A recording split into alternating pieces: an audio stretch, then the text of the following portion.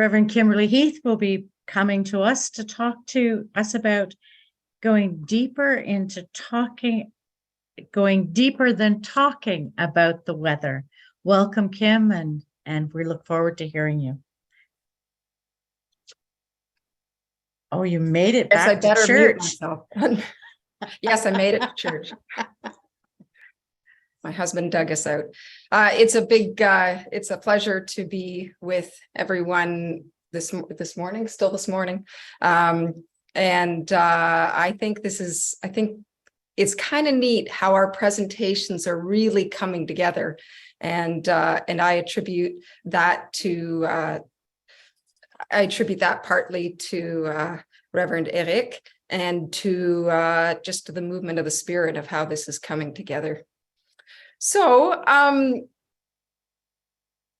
just wrapping up doing a doctorate. I've handed in my thesis, and I've got my oral defense coming up after the March break. And just wanted to share with you some of the things that I have learned through this process. Our congregation in Brockville, Wall Street United, has had a relationship with people in the recovery community and in recovery from drugs and alcohol and food and other things for quite a while. The church decided to reach out to those who were already meeting in our space in the basement. It's a little bit of a long story of how that happened, but part of it was just noticing this group of people who were meeting there on a regular basis and noticing how horrible the room was. You know, it still had smoke stains on the ceiling from when people were allowed to smoke in the building. And they decided that a nice way to reach out would be to repaint and refresh the room. And when the recovery community was invited back in, they renamed the room Serenity Hall. And a relationship began to form from those upstairs to those who were meeting downstairs. And what we've found is that relationship has changed our entire church. We have, for the last 16 years, we've had an evening worship service that meets in the evening. And it's geared to people who are in recovery. I would say about 50% of the people who attend are in programs of recovery. But everyone who attends that service, it's a little bit of a different service. It's a more casual service. People sit at tables, drink coffee, have a treat. Everyone who meet, or most, I guess, who meet there, I would say would be on the margins in some way or another. I think most would say that they have a hurt, a habit, or a hang up. And this service and our relationship with this community has really transformed the whole church. During the lockdown time, when we were permitted by the government to reopen, we shifted quickly to reopening and allowing our worship service for the evening service before we even before we reopened to the morning service. And the reason that we did this was because we knew that this was a population that was vulnerable. Their vulnerability to death by COVID was matched almost by their vulnerability to death by addiction or mental health challenges. And we are blessed with a very large facility in Brockville. And so that helped us with social distancing. And what we did was we moved our evening service from a sort of cozy hall into the gymnasium. And Paul Bullock, who's I think on the call with us today, he's our rep to the region. He took out his yardstick and we placed 50 chairs in the gymnasium that were exactly 6 feet apart. And I want you to think back to your time in high school of writing exams, because this is what the space looked like. It was absolutely awful. And I thought to myself, when I saw these chairs spread out 5-6 feet apart, I thought, no one is going to come for this worship service. We couldn't have coffee. We couldn't have treats. We couldn't sit at tables. We couldn't sing. We couldn't congregate or have conversation. You came in for your exam, the worship service, and then you left. but people came, not just the first night. They came again and again, even after they knew how awful it was. Why did they come? Well, they came because they're desperate. They're desperate for community, desperate for connection to other people, and desperate for a connection to God. So my studies basically acknowledge that the recovery community has changed our whole church for the better. But I looked at sort of three themes of the 12-step program. The overarching themes I saw as being awareness, reparation, and renewal. And because it's a preaching doctorate, I incorporated those themes, aware, repair, renew, into my sermons in a way that, well, what I was examining was whether this will help the whole congregation to have a level of transformation because of it. And I'm not saying that AA and the 12 steps is the only path to transformation, but simply that there are things that we can learn from this community that can help us all. And so I'm going to use that today, and I'll start with aware. Awareness is about identifying the need or the problem. Unless we can name the pain that's out there in the world, the injustices in the world, unless we can name the challenges in our own congregations and the hurt that we have inside ourselves in our own lives, we can't begin to heal. We can't be the creators, the co-creators that God has called us to be. And I'll just going to share screen for fun. So when it comes to experiencing, oh wait, when I shift out, do you lose the,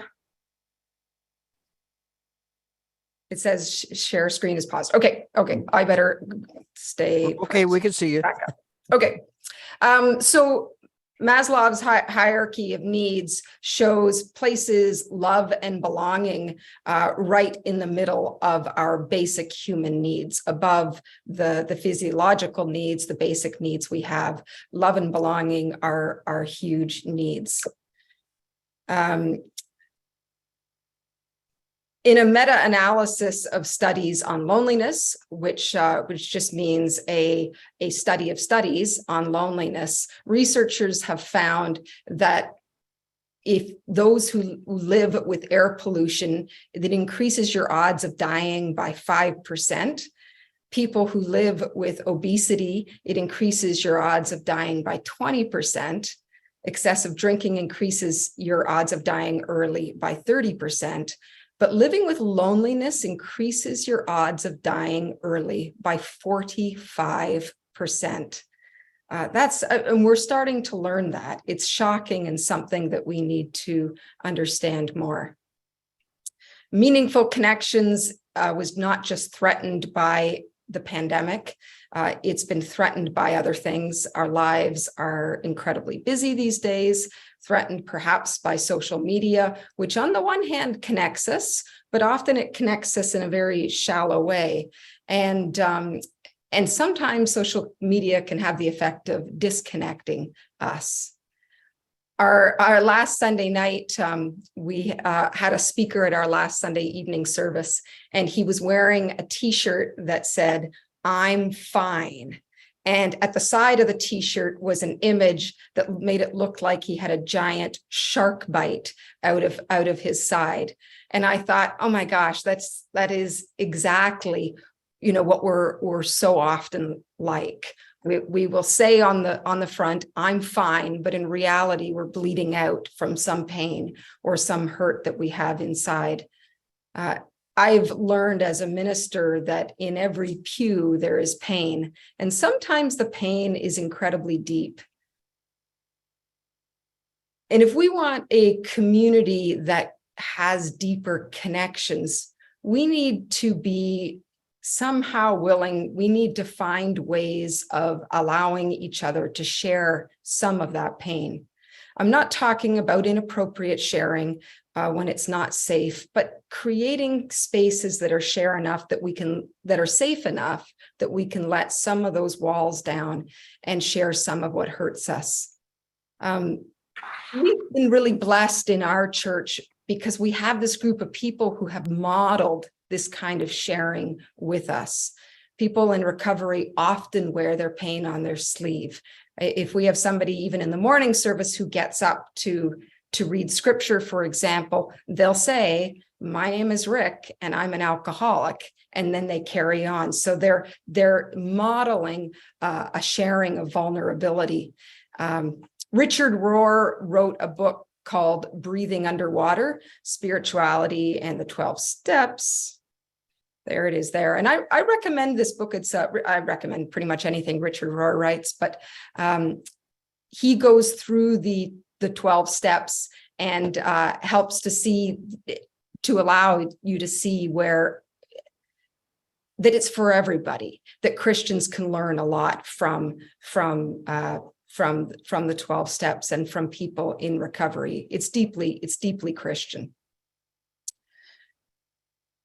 And he talks about the power of naming vulnerability. And again, I think it's kind of cool because Dr. Bianca, spoke about this, that being able to share our vulnerability is key.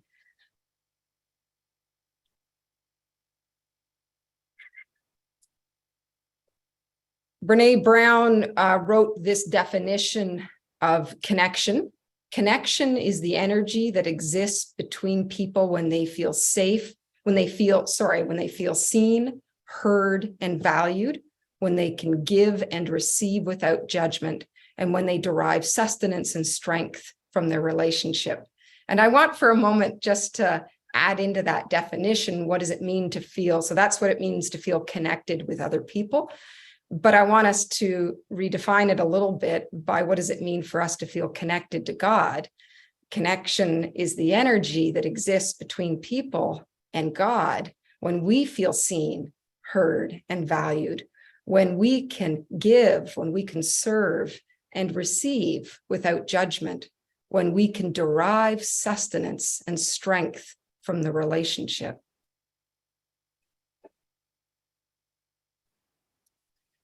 So repair, what can we do to foster deeper connections in our congregations? Well, one of the things that I think might be good to look at is the practice of testimony.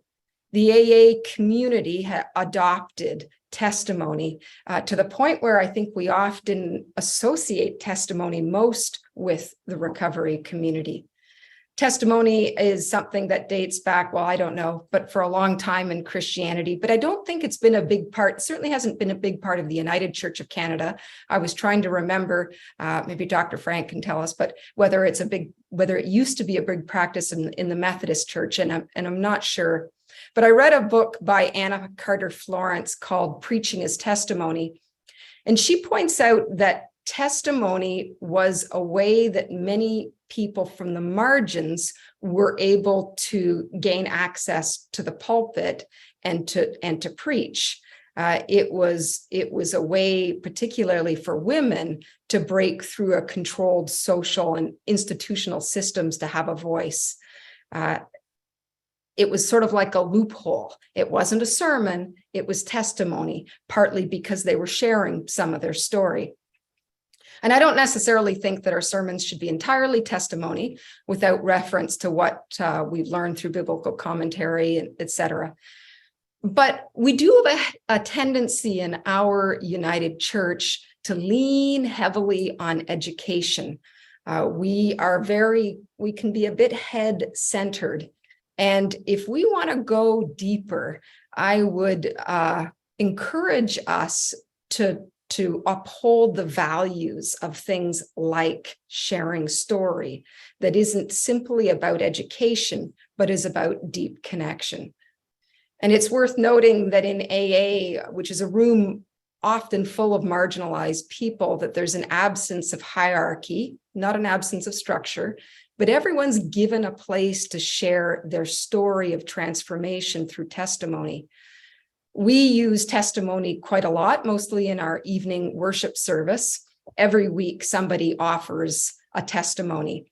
So I'm not preaching at the evening service. We have a speaker and it changes every week. And the arc of the testimony, it pretty much goes, this was my struggle, this was my problem, this is my struggle. This is where God or the church or my faith helped me through this struggle. And this is how I am now. This is how that struggle has shaped me. And this is how my faith has helped me to be the person that I am today. And, that doesn't have to be a story about having been an alcoholic or having had a food addiction. It can be, your testimony really can be sharing any challenge in life, perhaps losing a loved one, a challenge with grief, a journey with cancer. And what we've found over and over is that as people share the stories of their struggle, it gives permission for others in the room to voice their own.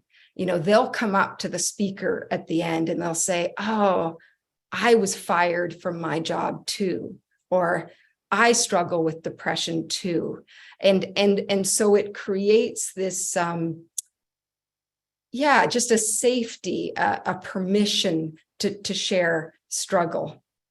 And so we practice what we call story stewardship, where we honor those stories that are told. We thank people for being brave enough to share their stories, because it really does take courage to share their stories. But over and over, as we do this, we find that those who share the stories will say how much it helped them just to be able to have that, just to be able to share it. So it sort of creates this virtuous cycle where people share a story. It makes them feel better because they've shared in a safe space. They feel heard without being judged. They feel honored. And then others in turn have permission to share their story. And this is a practice too that is important in Dr. Bianca was talking about, trauma, and we've got Reverend Diane Strickland in our region as well, who helps teach about having a trauma-informed ministry. And there's just so much trauma in really all of us have probably experienced it now, thanks to having gone through a pandemic. But the level of trauma in our communities is much higher than we ever knew. And being able to share and being valued and honored is one way we can help to be spaces that help to bring healing, that help to walk alongside people with trauma. A favorite saying in our United Church is preach the gospel at all times and use words if necessary. We're not 100% sure that that's attributed to St. Francis of Assisi. I'm not sure he actually said those words. And even if he did, St. Francis of Assisi was sometimes preaching in up to 5 villages a day. As one person said, he preached to any and all who gathered to hear the strange but fiery little preacher from Assisi. I love that. Anyway, as wonderful as that quote is, preach the gospel, use words if necessary, the time has come for us to learn how to use our words. We need to practice sharing our story. We need to practice talking about our faith. As 1 Peter 3:15 says, always prepared to give an answer to everyone who asks you to give the reason for the hope that we have within, but do this with gentleness and respect. I recommend a book, the Unbinding the Gospel series by Martha Grace Reese. I don't know if you've come across this. It's like 10-ish, 12-ish years or so. Our congregation did a study with the Unbinding the Gospel. There's another one, same thing, Unbinding the Soul. And Martha Grace Reese did a massive study with mainline congregations, something like 12,000 mainline congregations, about how they were doing evangelism, how they were reaching out to people who weren't already in their churches. And surprise, surprise, she discovered that we're doing a pretty bad job of it.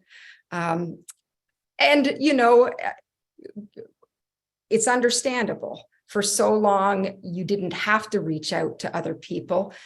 People were born into, you know, you were born Anglican, you were born Presbyterian, you were born United. But very few people are born united anymore. And so we need to learn how to share. And again, this isn't you need to share. Church is going to close or die. It's not about that. The reason that we need to start sharing is because we have something here that is worth sharing. We have something here that people desperately need. We have a place where people can experience belonging, where they can experience community. And the belonging that we have, the connecting that we have is called to a deeper place. I had in the middle of the pandemic, again, I can't remember when, there's so many shutdowns and stuff, but at some point I had a meeting with the new director of our public library. And I was a little shocked to realize just how much we had in common. Libraries are spaces of communities. They're community gathered spaces. And I know our church might be a little bit different from your church context, but we're a downtown church in a small city. And so we're very much a community hub. And I was a bit shocked at how much we had in common, how many similar problems we had, and how much our goals were the same. Really, as far as I could tell, the only difference between the library and ourselves was that they had more books. Although if you count the number of old hymn books collecting dust in our church, we might give them a run for their money. Another difference is that they get public funding. But the biggest difference, of course, is that we are followers of Jesus. One of the biggest things that I learned as I did my doctorate of ministry was the third part of that: aware, repair, renewal. In preaching in the Black community, preaching almost always ends with renewal or with celebration, as Frank Thomas puts it. Black theology and Black preaching is not afraid to name the pain, to name the injustices, and to call the congregation to action, to call the congregation to make a difference. But the preaching always ends with celebration of what God is doing and where God is at work. And that's how I define renew. It's not just living in a new way, though it is that. It's about living in a faith way. It's something that reminds me that it's not all up to me. If the practice of testimony sounds too big for you, although I would encourage you to maybe think about, once a month trying testimony instead of a sermon, or even on the 5th Sunday of the month, which is like 3 times a year or something like that, to just sort of dabble and try it. But if testimony seems too big, another thing that we do in our congregation, again, especially in the evening service, but we sometimes will bring it into the morning, is a practice we call God sightings. Every week after the testimony time, we open it up for an open mic time of God sightings. And that's where people are invited to share where they saw God at work in this past week or whenever. Where did you see God at work? And it's really a tool to help train our eyes to seeing, where's God at work in the world? Where's God at work in my community? Where's God at work in my church or in my life? Anyway, it's sort of a simple little thing. People keep it short, but it's a good practice. Connecting deeply with God and with each other makes all the difference of the world. In the world, I can't imagine my life without those kinds of deep connections. And that's what I want to share with others. That's what we have to offer to others. I can remember a time when I experienced when I had a sense of disconnection and then connection. A little more than a decade ago, I did the Camino, the pilgrimage in Spain. And on one particular day, about halfway through my pilgrimage, I started the day late intentionally, went to an internet cafe and started the day late. I was in a good mood and headed off. And a couple of hours into the walk, I thought I might stop for lunch, but then I thought, nah, I'll push on to the next town. So I pushed on another hour or so to the next town. And by the time I got there, I really needed a break. I was hungry and tired and needing a break. But because I'd left early, I hadn't factored this in. This little town, it was siesta and all of the cafes were closed. And so it was raining and cold, and I decided rather than waiting for everything to reopen, I wasn't sure when they'd reopen, I carried on.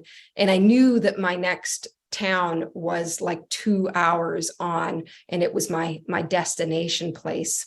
It was chilly. I put on a fleece and under my raincoat and headed off. And as I headed out of that town, another pilgrim came in the opposite direction. It's rare because most people are walking towards Santiago. So I was like, oh, okay, somebody's coming the other way. And he asked me for money. Fine. I gave the guy a couple of euros and walked on, but it kind of unsettled me a tiny bit. And then as I walked on another way up ahead, I could see a man way up in the distance, and he looked like he was acting erratically. He wasn't just kind of walking. And I was alone. And in that moment, I started feeling very alone. I took stock of the fact that there were hardly any cars going by. We were on a road, but it was a very quiet road. I mean, maybe once every 20, 25 minutes, a car would go by. And there was just nothing around except me, and up ahead, this guy who was walking back and forth across the road, and I couldn't quite tell. So I had to sort of think to myself, okay, what am I going to do? Do I walk back another whatever, half an hour to that town that was closed? What do I do? And I quickly realized I didn't really have a choice. I just had to keep walking. So I kind of threw up one of those, my life is in your hands, God, and walked on and passed this guy. He really was a little bit odd, and it was fine. I walked past him. But that sense of loneliness and vulnerability just flooded me. I think of that, there's an AA expression that is halt, hungry, angry, or afraid, lonely, tired. And I was 4 for 4, hungry, afraid, lonely, tired. And I just started to weep. I just started to bawl for all of that. Dr. Bianca talked about times when you had an intense emotion. This was one of them. I just started to weep.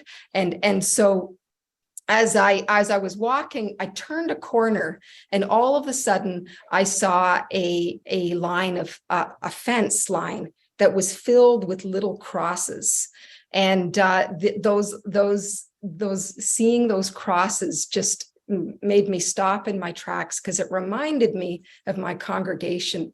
On the day that I left for the Camino, a retired minister did the children's time, and he had a T-shirt for me to bring on the Camino. And he had the children draw a whole lot of little crosses on the T-shirt. And he said that this was to remind me, these were little God bless yous. These were little reminders that the children and the church was praying for me. So in that moment, I felt a connection, and I remembered that I was not alone. I remembered that my congregation was praying for me, and I remembered that God was with me through it all. So of course, I started crying even harder, and I put a little cross in the fence and instantly remembered that I had an emergency chocolate bar in my pack. and made it to my place of destination, and got a nice warm meal there, and that evening was at a monastery where there was wonderful Gregorian chant, and I was able to just kind of like lie on a pew and listen to that Gregorian chant and feel enveloped not only by community of people, but God's connection and God's community. And that's what we have to offer, and that's what I would encourage you to continue to practice, that story stewardship of honoring other people's stories, but also to begin to do that hard work of sharing some of our own faith stories and faith journeys. And what I'd like now for us to do, just to kind of stay in that moment for a little bit, I want to encourage you to just take a moment and take a breath. In some ways, this will be, well, just take a breath. Maybe roll your shoulders. I often, when I do a meditation practice, we're often told to sort of breathe in, but then to hold your breath and then breathe out. And I will do a breathe in holy. So I do kind of a holy, holy, holy. Like I'm breathing in the holiness of God. And then I hold holy as God is healing and working in my life and filling me. And then I breathe out holy. I breathe out holy in a way that is an action of service, an action of sharing with the world. So let's just try an exercise of breathing in holy, holding holy, and breathing out holy. So let's do that.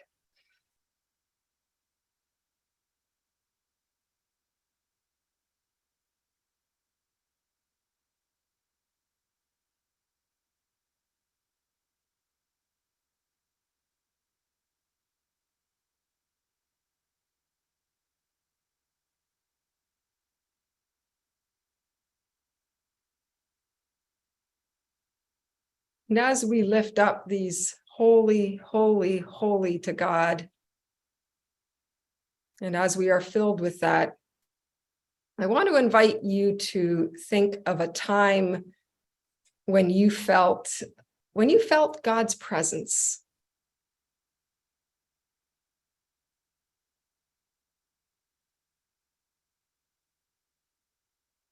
I want you to picture where you were. Perhaps you were outside, perhaps you were in a church. A moment where you experienced God's presence with you.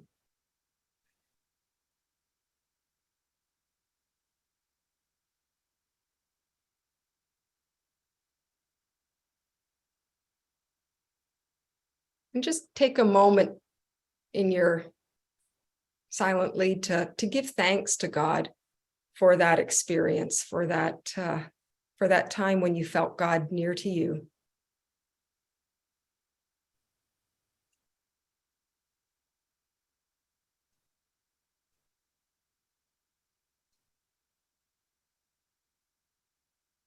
Now I want us to shift a tiny bit, and I want you to think of something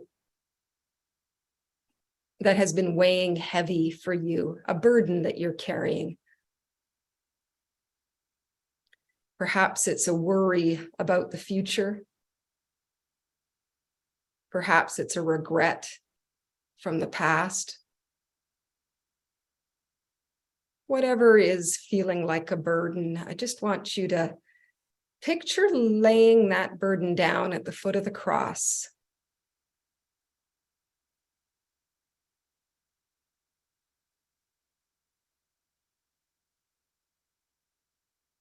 In the season of Lent, we're all pilgrims, really. And so much that we're called to do is to lay down those burdens so that we can walk a little lighter.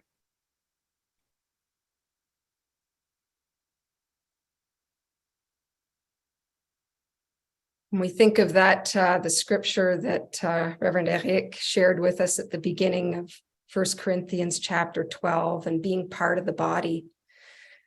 And it says, if one member suffers, all suffer together with it. If one member is honored, all rejoice together. And so we name those struggles, we name the joys, and we take a moment. We're going to shift in a moment here to having an opportunity to sharing. So you can, as you're ready, open your eyes. I haven't been good about looking at the chat, so I hope there wasn't anything too big that was, I'll take a look back in a moment, but just gonna, similar to what we were invited by Dr. Bianca, we're gonna invite you to go into breakout sessions again, groups of 3, roughly 3. And what I invite you to do in those groups of 3 is to share either a struggle that you have or a hurt, a bruise from the past that you might share with the group. I would encourage you to share something that isn't kind of a level 10 struggle or hurt. We're not, this isn't a full-blown therapy session. So choose something that's more like a level 5, 6 hurt. And just share that. Again, share it simply. You'll have about, say, 3-4 minutes to share that. And then what I'd like to do is for somebody else in the group to ask if they can say a prayer for you. I don't think we do that enough in the United Church, pray for one another.